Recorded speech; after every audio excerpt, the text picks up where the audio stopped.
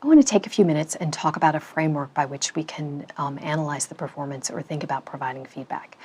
I'm not sure which setting people are in. You may be in the CanMeds model, you may be in the physician practice model in another country, but I'm going to talk to you about two models that we often use. The first one is the ACGME, which is our graduate medical education model, and that's medical knowledge, patient care, communication, professionalism, systems-based practice, and practice-based learning and improvement. The other one is the RIME model, reporter, interpreter, manager, and educator. The reason I bring these up at this time is that it helps us provide feedback in a directed area. If when you're watching performance, you don't really know where you should be focusing your attention, you may choose to watch performance or comment on performance or provide feedback in these different areas. So you can go to the model which you use in your medical system, or you might use one of these models to help you provide feedback in that area. For example, if I'm working with a resident and they say I'm working on communication, or I think they need to work on communication, I may choose to focus on communication for that entire time period that I'm working with them and then provide them feedback on that area. Likewise, if I'm thinking about the RIME model, I may choose one of the areas of the RIME model to provide feedback on. For those of you not familiar with the RIME model, I'm going to cover some of these areas now, and we will do them in a later session. The first thing with the RIME model is reporter. A reporter gathers information and communicates data.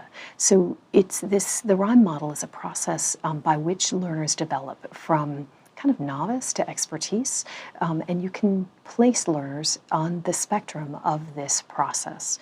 So as a student begins, they're really just a reporter. They can accurately collect information about a patient, but they can't really interpret it. So they're just collecting information. For example, they might say this child has bumps on her face that are a rash and she has a fever. But the learner is just reporting what they're seeing but is not making an interpretation. When they get to the interpreter level, they'll actually say this child has chickenpox. So they're able to say that they have both a rash, what the rash looks like, being a reporter level, and they can interpret the fact that this is actually chickenpox or varicella. The next level is that they can manage it. It's the understanding of what needs to happen with the disease or the interpretation that they're making, so that they will manage the situation either through medication or whatever, fever control, antipyretics, treatment of dehydration, those sorts of things. The final level of the RIME model is that of educator, and that's where they'll both educate their learner, educate their patients, educate their families, and educate themselves. And so if a learner is really at the top level, then they're able to understand where their gaps of their own knowledge are, where the gaps of the patient or the family member or the other team members are, and they become an educator, which is the top level of this RIME model. All right, let's return to the video.